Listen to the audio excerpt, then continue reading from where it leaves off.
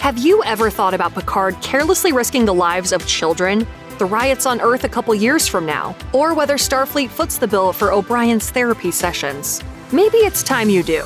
These are the questionable things we ignore in Star Trek. From the earliest days of Star Trek, nearly every race we've met has resembled ourselves.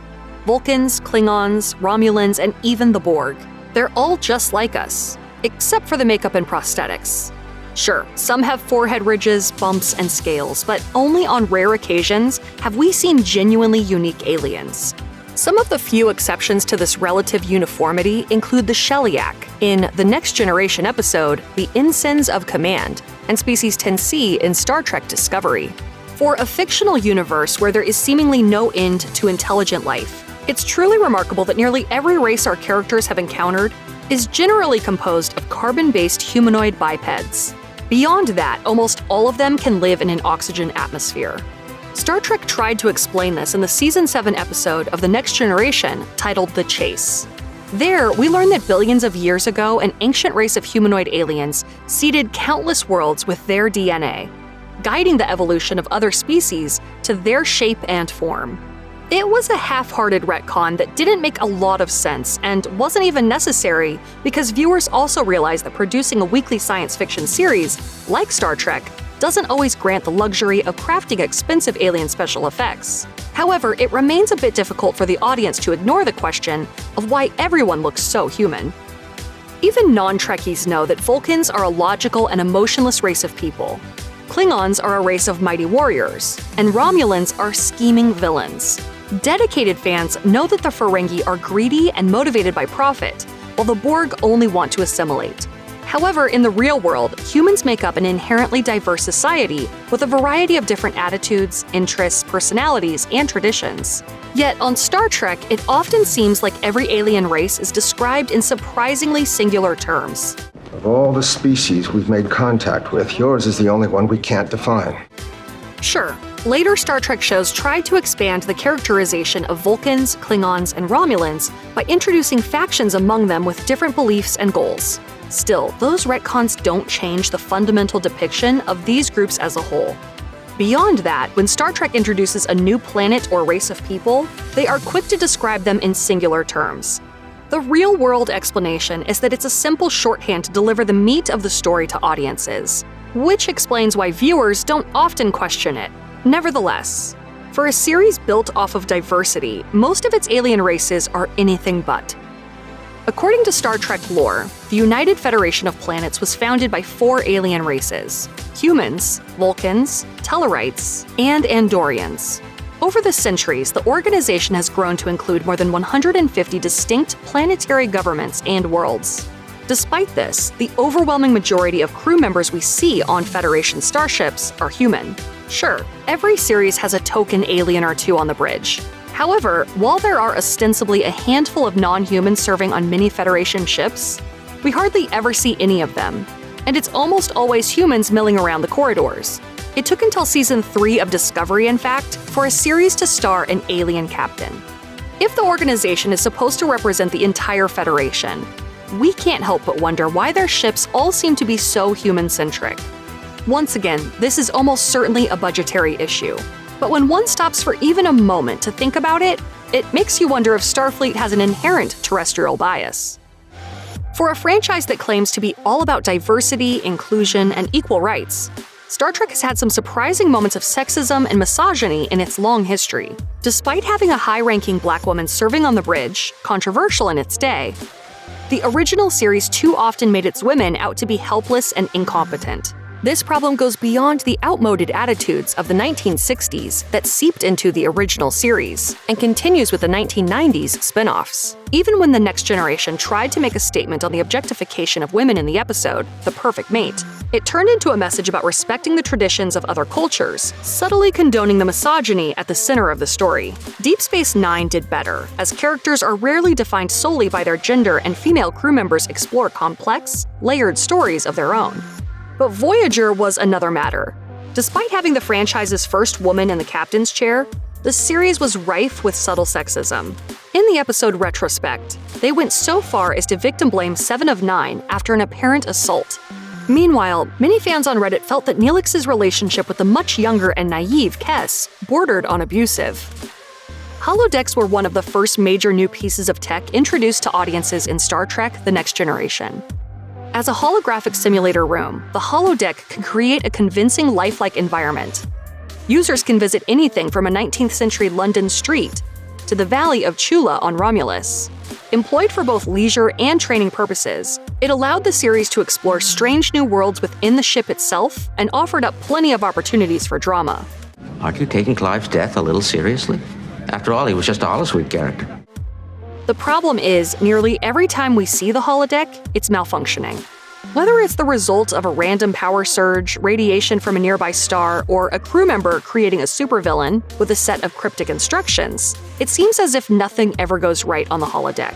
Even the slightest malfunction automatically shuts off the system's safety protocols that prevent injury and death, taking the holodeck from an innocent and leisurely respite room to an artificially intelligent kill box. Starfleet never seemed interested in making it safer either.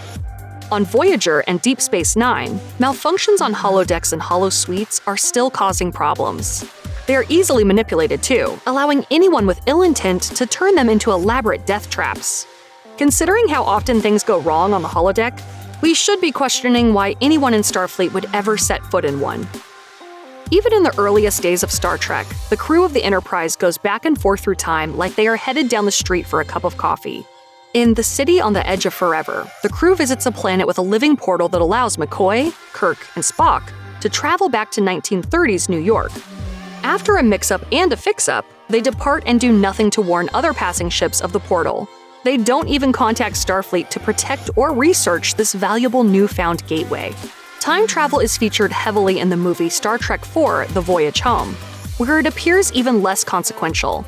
All it takes is some mathematical calculations and a slingshot around the sun, and blammo, they're back in 1986. It can't be that simple and painless, could it? Star Trek Picard uses this method again in the series' second season, but at least that is done to repair the timeline. Eventually, Starfleet wises up and creates the Temporal Prime Directive. However, time travel continues to be treated as if it were largely unremarkable. Time travel. Since my first day on the job as a Starfleet captain, I swore I'd never let myself get caught in one of these godforsaken paradoxes. Even the advent of the Department of Temporal Investigations doesn't seem to do much to slow down the number of time travel incidents we see in the franchise. Like transporters, the Universal Translator is an essential piece of Star Trek technology that we are almost required to accept without question. Though it may not have been invented by Star Trek, the franchise certainly popularized the concept of a device that instantly translates all communication. Unlike the telepathic field that converts languages in Doctor Who, the Universal Translator is a technological device carried by every crew member. It's also embedded in every ship's communication system, allowing characters and the audience to understand each other, despite speaking their own native alien languages. However, it's never made clear how they work, and the few times they've delved into those details, it doesn't really add up. Is it a physical communicator with a speaker that translates in real time? Does it mute the person's voice?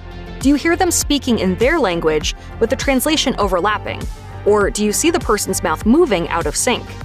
In early episodes, it's shown as a handheld device, while one Deep Space Nine episode sees Ferengi characters describe the tech as small enough to be hidden deep inside their ears. And yet, despite still knowing very little about how the Universal Translators work, they've continued to be a key element in a number of stories. Every time the show tries to deal with it, it only creates more questions, leaving us wishing they'd hand-wave it as vague science, because ultimately, it's the kind of questionable aspect of Star Trek that is best left ignored. When Star Trek: The Next Generation first launched in 1987, it boasted several notable differences from its 1960s parent series.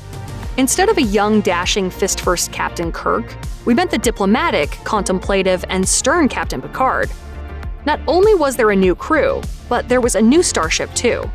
The updated Enterprise D was bigger, faster, and more powerful, but it included a surprising addition: families and children. This new ship could also separate in times of battle, with the saucer section, which housed hundreds of civilians, including children of all ages and an entire school system, able to zip off under its own power. More often than not, the Enterprise D found itself in conflicts with the Klingons, Romulans, or the Borg, but never bothered to get the saucer section to safety. In fact, during the show's entire 7-season run, it only successfully separates 3 times. Thankfully, it does separate in the film Generations, when the ship's warp core destroys the rest of the vessel. With so many civilians on board, it would seem that the captain should immediately separate the ship and get them to safety before entering a potentially dangerous situation. Why Picard doesn't do that is anyone's guess.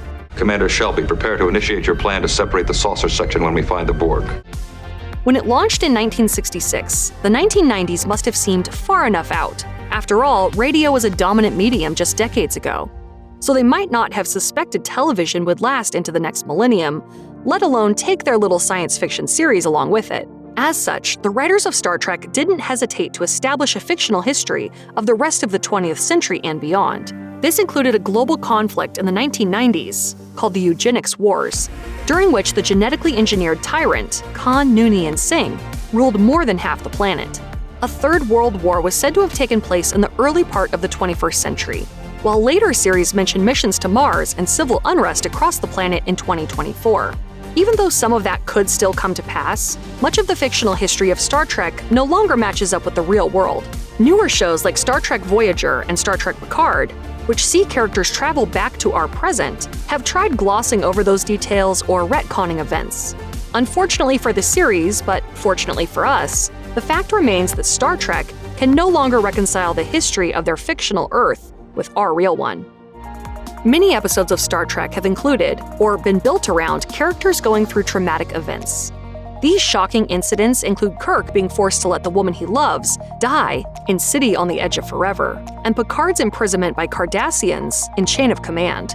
However, in almost every instance, the Enterprise's officers are back on duty right away as if nothing happened. They are not given time to recover, and we rarely hear how they're dealing with what they've been through. The Next Generation does dedicate an entire episode to Picard's recovery from his assimilation by the Borg and family, but he is still in command of the Enterprise once he is de-assimilated. In fairness, much of this is due to the episodic structure of the earlier shows, which largely avoided longer, serialized arcs. However, even on Deep Space Nine, where serialization is standard, Chief O'Brien is regularly put through the ringer. He is tortured by Cardassians, virtually imprisoned for 2 decades, and regularly suffers some of the worst incidents the show presents. Yet each week he is back on duty as soon as he returns to the station. You'd think by the 24th century, Starfleet would have more enlightened attitudes toward dealing with workplace stress. You'd think they'd mandate recovery time or treatment to keep their officers in peak mental shape. However, it seems like in the world of Star Trek, you're mostly expected to be back to work immediately after undergoing severe trauma. Besides, you know the adage. Captain goes down with the ship, right? Check out one of our newest videos right here. Plus, even more Looper videos about Star Trek are coming soon. Subscribe to our YouTube channel and hit the bell so you don't miss a single one.